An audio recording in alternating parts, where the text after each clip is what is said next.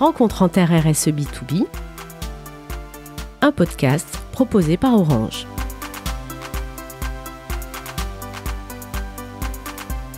Chères auditrices, chers auditeurs, un nouvel épisode de Rencontre en Terre RSE B2B d'Orange et j'ai le plaisir, comme à l'habitude, de recevoir la fantastique Justine Bas, la CEO de Public Studio. Bonjour Justine. Bonjour Laurent. Justine, nous allons parler d'un sujet qui nous divise. La vie personnelle, en tout cas l'équilibre vie pro-vie perso. Personnellement, je n'y crois pas une minute quand on est entrepreneur. Alors ça ne va pas du tout être la baston entre toi et moi, rassure-toi, mais toi tu y crois, je n'y crois pas. Est-ce que tu peux donner justement des conseils pour éviter le burn-out et d'être toujours en train de penser à sa boîte? Parce que, bah oui, ça fait partie de ta vie. C'est une sorte de conjoint un peu invisible, parfois trop présent. Bref, Justine, nos auditrices et auditeurs sont tout oui pour tes nombreux conseils. En fait, j'y crois, mais je suis aussi d'accord avec toi. L'entrepreneuriat est très présent. Enfin, mon entreprise est très présente dans ma vie. Déjà, moi, j'ai compris très vite que je m'épanouissais grâce au travail et qu'en fait, je suis une grosse bosseuse. Et donc, si je ne bosse pas, je suis pas heureuse. Je suis d'accord avec toi. Tu montes une boîte, tu veux la faire cartonner, tu veux recruter parce qu'on ne réussit jamais tout seul, on en a parlé. Et il faut savoir travailler. On peut pas être dirigeant d'entreprise ou dirigeant d'entreprise. Ah non, ça n'existe pas. Enfin, du moins, il y a des gens qui ont essayé de nous le faire croire, mais on voit bien que ça ne marche pas. Comment tu fais justement pour avoir une vie perso ? Il faut bien se connaître. Parce que moi, en fait, je me suis rendu compte que j'étais pas forcément une adepte du 9h-17h. Et à mon sens, quand t'es entrepreneur, la chance que tu as, c'est que tu bosses quand tu veux. Donc, si le matin, tu veux te lever plus tard, tu le fais. Donc déjà, j'ai arrêté d'essayer de m'imposer un espèce de 9h-17h à partir du moment où, moi, je suis quelqu'un qui est du soir. Donc, je travaille super bien le soir. Sauf que j'aime bien dormir le matin. Donc, si je commence à 11h, le soir, je vais finir à 20h, mais ça me va. Et je suis très contente. Et donc, ça arrive. Moi, ce qu'il faut savoir, c'est que sur ma table de chevet, quand je dors la nuit, j'ai un petit carnet et parfois, quand je réfléchis trop, je me relève pour écrire des trucs. L'équilibre, en fait, il est compliqué. Mais moi, je me sens très heureuse parce qu'en fait, maintenant que je me connais bien, j'ai mis en place des mécanismes pour me préserver. Et donc, à mon sens, la vision que j'ai de l'équilibre, c'est ça. C'est que je me connais, je sens quand je vais trop loin, je sais quand c'est too much, et donc là, hop, je vais mettre en place mes mécanismes. Tes mécanismes, c'est quoi justement ? Moi, j'ai plusieurs choses. Déjà, je me suis rendu compte que je suis quelqu'un qui réfléchit énormément, et donc, pour évacuer ses pensées, j'écris. Et je note. Et ça me permet de pas avoir ce stress d'oublier des choses parce que tout est dans ma tête. Donc déjà, je note tout. Ensuite, je me suis rendu compte que même si je suis beaucoup avec mes clients, j'ai besoin de temps dans la semaine pour moi où je produis et où je remets au clair tout ce que j'ai fait de la semaine. Je vais donner un exemple très clair, c'est que les mails que j'ai pas le temps de traiter, je les mets de côté et je vais prendre 2 heures, par exemple le vendredi, je vais traiter tous mes mails avant d'être en week-end. Comme ça, je sais que toutes les semaines, tous mes mails sont traités et je suis pas en retard. Moi, je suis quelqu'un qui vit par les projets, qui fait beaucoup de choses en même temps et j'adore ça. Ça convient pas à tout le monde. Sauf qu'en fait, il faut pas faire plein de choses, il faut les faire bien. De par les différentes vies que j'ai eues, j'ai toujours fait beaucoup de choses en même temps. Si on fait plein de choses qu'on est partout, mais nulle part à la fois, ça sert à rien. Donc, il faut être carré. Et d'ailleurs, je tiens juste à glisser que quand on a des clients, on est aussi bon et on se différencie de par notre rigueur. Et ça, c'est très important. Donc, il faut acquérir ses propres méthodes de travail. Moi, je sais que si j'ai pas ce temps à trier mes mails et à y répondre, je suis pas bien. Je vais être en stress. Donc ça, c'est des choses qui peuvent commencer à installer un burn-out, de se sentir dépassé. Et donc moi, j'ai besoin de maîtriser mon temps. Alors justement, Justine, tu viens d'employer le mot qui fait très très peur, le fameux burn-out. Pas le bore-out, mais le burn-out. Le burn-out. On en fait trop. Exactement. Donc ça, c'est quand on se sent vraiment dépassé dans sa tête, c'est-à-dire que on sait qu'on a plein de choses à faire, on sait pas par quel bout commencer, etc.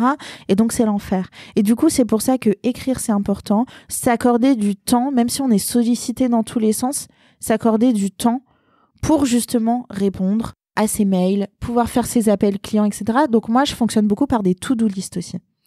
Donc j'ai des to-do list à la semaine, j'ai des objectifs au mois et j'ai des to-do list par jour. Et donc moi, je suis bien à la fin de ma journée si j'ai bien fait toute ma to-do. Après, ne pas se prendre la tête. Moi, c'est juste des notes dans mon application de téléphone de notes, quoi.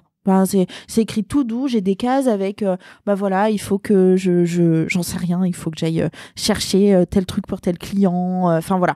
Et donc à chaque fois je raye. Moi j'ai besoin psychologiquement de voir l'avancée, donc de rayer les choses. Et puis c'est hyper satisfaisant de voir qu'on a accompli en tout cas les tâches les plus importantes. Exactement. On se dit qu'on n'avance pas pour rien et qu'on bosse pas comme un poulet. Parce qu'on a un énorme objectif qui est de réussir. Alors en plus la réussite, qu'est-ce que c'est, etc. Bref, mais on veut réussir, on a sa boîte, qu'est-ce qu'on va mettre en place ? En fait, chaque jour déjà, commencer par faire ce qu'on a à faire et donc découper en toutes petites tâches. Alors maintenant, parlons de la vie de famille, ou en tout cas la vie avec un conjoint. Ouais. Parce que là aussi, c'est compliqué. Il faut, si on est en couple... Il faut quelqu'un qui comprend. Exactement. Il faut quelqu'un qui comprend. Alors, moi, j'ai 2 choses à dire. C'est juste pour terminer sur moi. Je me connais énormément et donc je sais ce que j'aime faire, ce dont j'ai besoin. Je sais que je suis heureuse quand j'ai des projets. Quand j'ai pas de projet, je suis pas heureuse, etc. Donc, de se connaître permet aussi de mieux se connaître à 2, avec un conjoint ou dans le cadre familial.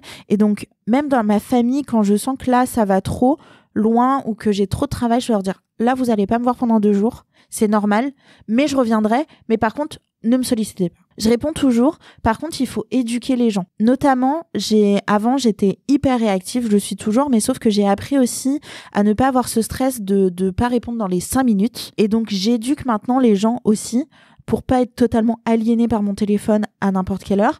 Les gens, on peut mettre une journée à répondre à quelqu'un, ce n'est pas grave. Ce qu'il faut, c'est dire à la personne, je vais te répondre. Là, je ne peux pas, mais je te répondrai demain. Pour rebondir sur la partie du conjoint, c'est clair que moi, j'ai une chance incroyable d'avoir quelqu'un qui me comprend et qui sait que ma boîte, c'est ma vie, clairement, parce que je suis heureuse grâce à ça.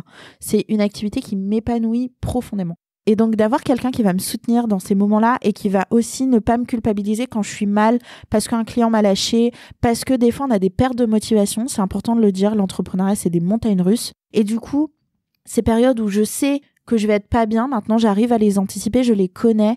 Et donc je sais que quand je suis dans une phase de ce qu'on dit down, en fait c'est parce que c'est une phase qui va pas durer. Et donc je l'accepte au lieu de lutter contre, de me dire non, là il faut que je me ressaisisse et tout. Non, j'accepte. Je vais être sur Netflix pendant 2 jours, je vais rien faire. Du coup, mon partenaire va comprendre. Et ce qu'il faut, du coup, pour juste synthétiser tout ce que je viens de dire, c'est communiquer. C'est-à-dire que vous avez le droit d'être pas bien. Vous avez le droit, en tant qu'entrepreneur, d'en avoir ras-le-bol parce que moi, je fais beaucoup de coaching d'entrepreneurs, mais il y a aussi un truc, c'est que tout le monde vient me voir pour me demander des conseils dans ma vie pro, perso, mes copines et tout.